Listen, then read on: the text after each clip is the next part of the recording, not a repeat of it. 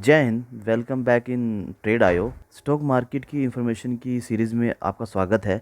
इस वीडियो में हम समझने की कोशिश करते हैं कि जो स्टॉक मार्केट के शेयर के प्राइस हैं वो अप एंड डाउन क्यों होते हैं, क्या रीज़न्स होते हैं, और कभी कभी प्राइस काफ़ी ज़्यादा तेज़ी से ऊपर नीचे होते हैं। तो सारी इन्फॉर्मेशन को डिटेल में समझेंगे, एंड तक वीडियो में ज़रूर बने रहिएगा, जिससे आपको प्राइजेक्शन, प्राइस की मूवमेंट क्यों होती है, सारी इन्फॉर्मेशन मिल सके। तो फ्रेंड, अगर आप चैनल पे नए हो, चैनल को जरूर सब्सक्राइब करिएगा, वीडियो को लाइक करिएगा अगर ये आपको इन्फॉर्मेटिव लगती है, जो कि हमें एक सपोर्ट प्रोवाइड करता है आपके लिए ऐसी इन्फॉर्मेटिव वीडियो लाने के लिए। चलिए हम अपना आज का वीडियो शुरू करते हैं। तो फ्रेंड, जो शेयर के प्राइस हैं उसके डिमांड और सप्लाई पे डिपेंड करता है। सप्लाई ज़्यादा होगी, प्राइस क्या होता है, किसी स्टॉक का गिर जाता है। किसी की डिमांड ज़्यादा हो गई, प्राइस क्या होता है, बढ़ जाता है। तो ये एक छोटा सिंपल बेसिक सा फॉर्मूला है जिसको हम डिटेल में कुछ एग्जांपल से समझते हैं पहले, ठीक है। उसके बाद हम समझेंगे क्या क्या फैक्टर होते हैं कि जो प्राइस को अप डाउन करते हैं। चलिए इस चीज़ को हम एक एग्जांपल से समझते हैं, डिमांड और सप्लाई क्या होती है। एक एग्जांपल लेते हैं वेजिटेबल मार्केट का, और सिचुएशन लेते हैं कि जब इंडिया में फेस्टिवल्स आ जाते हैं, लाइक नवरात्रों का सीज़न आता है, तो उस टाइम पे फ्रूट की वैल्यू जो है बढ़ जाती है। एग्जांपल लेते हैं बनारस का। नवरात्र के टाइम से पहले बनाना का प्राइस थोड़ा कम होता है, क्योंकि उस टाइम पे सप्लाई ज़्यादा होती है बट डिमांड नहीं होती है। ओके, बट जैसे ही फेस्टिवल आता है नवरात्रों का, क्या होता है, डिमांड ज़्यादा हो जाती है। जैसे ही फेस्टिवल आता है नवरात्रों का, बनारस की डिमांड ज़्यादा हो जाती है, तो उस टाइम क्या होता है, बनाना का प्राइस बढ़ जाता है। हम एक और एग्जांपल लेते हैं, लेट्स से एग्जांपल लेते हैं हम ऑक्शन का। किसी बिल्डिंग की बोली हो रही है और काफ़ी लोग उसे ख़रीदना चाह रहे हैं, तो जब उसकी डिमांड बहुत ज़्यादा होगी तो उस होम का प्राइस क्या होगा, बढ़ जाएगा। बट जैसे ही इस होम को कोई ख़रीदने वाला नहीं होगा, तो क्या होगा, जो ऑक्शन ओनर होगा वो इस प्राइस को और कम करेगा। एक और हम रियल एग्जांपल लेते हैं। अगर आप आईपीएल या क्रिकेट में इंटरेस्टेड हो तो आप इस चीज़ को रिलेट कर पाएंगे और अच्छे से समझ पाएंगे। हम आईपीएल की बात करते हैं। आईपीएल में क्या होता है कि जो प्लेयर्स होते हैं उनकी ऑक्शन होती है, उनकी बोली होती है, और अपने फेवरेट प्लेयर को बाय करते हैं उनकी एबिलिटी के अकॉर्डिंग। एक प्लेयर के ऊपर जैसे जैसे बिड लगती रहती है, उसका प्राइस क्या होता है, बढ़ता जाता है। पर वहीं अगर एक प्लेयर को कोई नहीं बाय कर रहा, उसका प्राइस क्या होता है, इन फ्यूचर घटता रहता है। तो आई होप आप डिमांड और सप्लाई को इन तीन एग्जांपल से समझे होंगे। अगर कुछ चीज़ें नहीं समझ में आती, आप मुझे कमेंट सेक्शन में पिंग करके बता सकते, मैं उनको ज़रूर एक्सप्लेन करूँगा, और उनके ऊपर अगर कोई वीडियो होगी ज़रूर बनाऊँगा। चलो अब समझते हैं कि हम क्या कारण होते हैं जिससे डिमांड और सप्लाई बढ़ती है इन स्टॉक मार्केट में। अब प्राइस की मूवमेंट को हम जो ट्रेडिंग व्यू है उस चार्ट पे देखने की कोशिश करते हैं, समझने की कोशिश करते हैं कहाँ कहाँ पे सप्लाई ज़्यादा हो रही है और कहाँ पे डिमांड ज़्यादा हो रही है। अगर आप रेड कैंडल, जो रेड लाइन है, उन्हें देख पा रहे हो, तो ये क्या है, ये एक सप्लाई जोन है।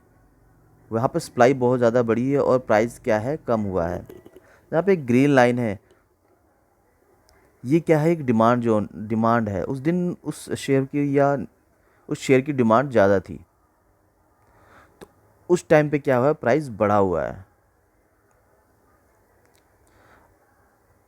इसको हम एक लाइव एग्जांपल से देखने की कोशिश करते हैं।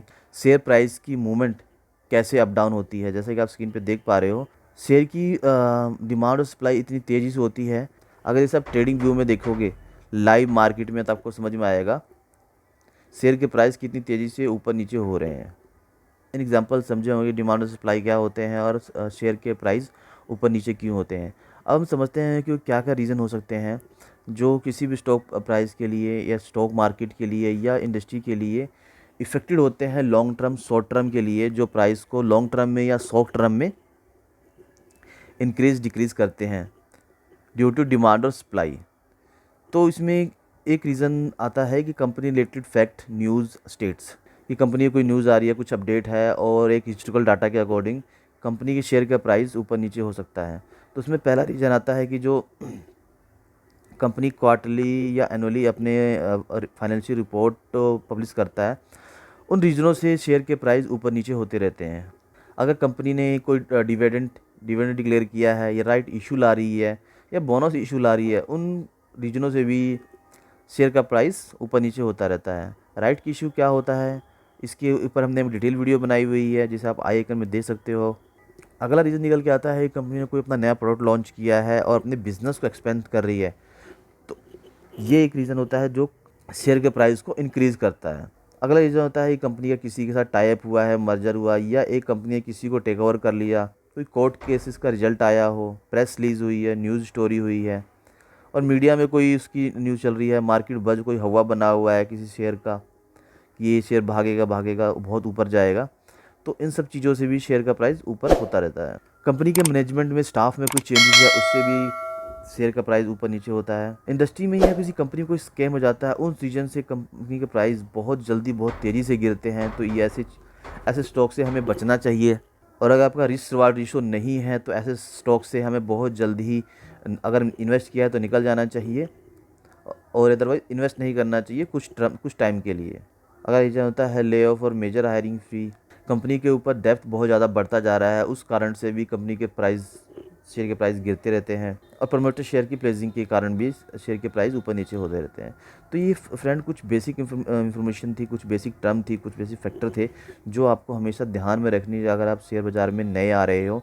ये पॉइंट्स आपको काफ़ी हेल्प करेंगे शेयर बाज़ार में इन्वेस्ट करने के लिए, या आप इंट्राडे या लाइव ट्रेडिंग करने जा रहे हैं वो भी।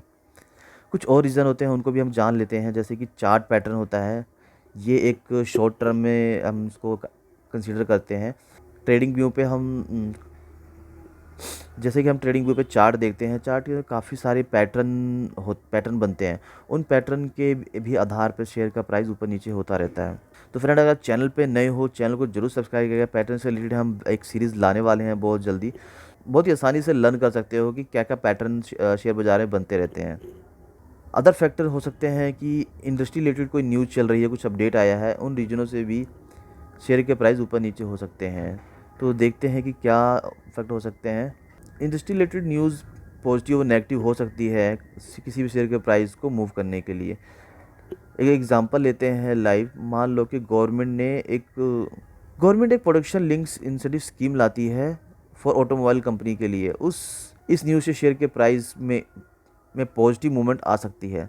एक और एग्जांपल लेते हैं हम जियो का। जब जियो 2016 में आया था तो इन्होंने फ्री कॉल, फ्री एसएमएस की सब्सक्रिप्शन लाए थे और इन्होंने थोड़े दिन इसे एक्सटेंड किया, जिससे क्या हुआ कि टेलीकॉम सेक्टर के अदर जो कंपटीटर थे उनका शेयर का प्राइस काफ़ी गिर गया, क्योंकि उन लोग उनसे काफ़ी इंटरेस्टेड नहीं रहे, क्योंकि उन्हें फ्री की चीज़ें मिलने लगी। तो इस तरीके से इंडस्ट्री में टेलीकॉम के जो अलग, वोडाफोन हो गया, एयरटेल हो गया, उनके प्राइस बहुत ज़्यादा गिर गए थे। शेयर के प्राइस की मूवमेंट के अलग रीज़न हो सकते हैं। मार्केट में बुल फेस चल रहा हो।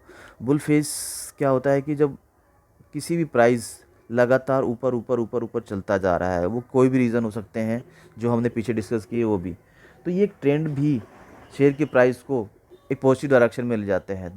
दूसरा फेस होता है बियर फेस। बियर फेस क्या होता है कि प्राइस को नीचे लेके जाता है।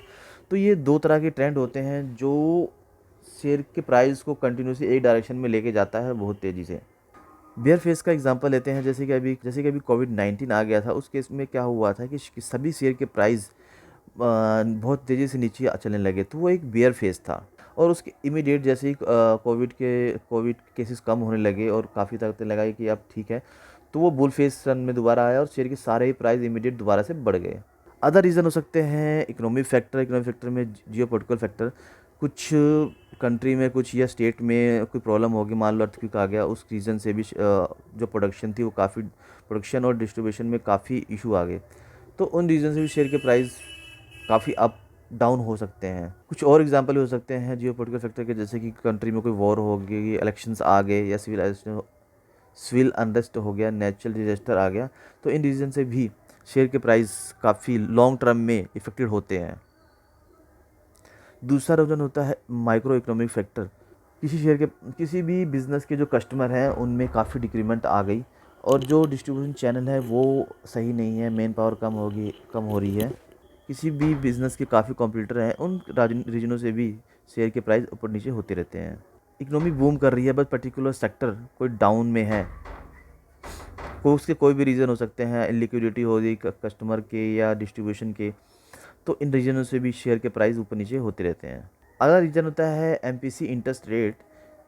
इंडिया में एक मॉनेटरी पॉलिसी कमेटी है जो, अगर एमपीसी ने बोरोइंग और लैंडिंग के रेट्स इंक्रीज़ कर दिए तो उससे क्या होता है, कंपनी के ऊपर डेट्स बढ़ जाएगा और उस रीजन से भी शेयर के प्राइस डाउन हो सकते हैं। और ये लॉन्ग टर्म में शेयर प्राइस को काफ़ी इम्पेक्ट, लॉन्ग टर्म में उसके इंक्रीमेंट में असर डालता है और बिजनेस को काफ़ी इफेक्ट करता है। अगला फैक्टर होता है GDP. On the basis of GDP कुछ शेयर में जो लॉन्ग टर्म होते हैं उनमें काफ़ी लॉन्ग टर्म में काफ़ी इंक्रीमेंट देखी जा सकती है। जीडीपी एक कंट्री की शो होती है, उसके बेस पे काफ़ी फैक्टरों में मूवमेंट आती है और वो लॉन्ग टर्म में मूवमेंट दिखाते हैं। अगला रीज़न हो सकता है शेयर होल्डर सेंटिमेंट। अगर आप मान लो कुछ लोगों ने, काफ़ी लोगों ने एक शेयर को होल्ड कर रखा है और कोई सेंटिमेंट, कोई न्यूज़ आती है, तो उस न्यूज़ को पढ़ के जो शेयर होल्डर के माइंड में क्या चीज़ें स्टक करती हैं और उस पर क्या रिएक्शन करता है।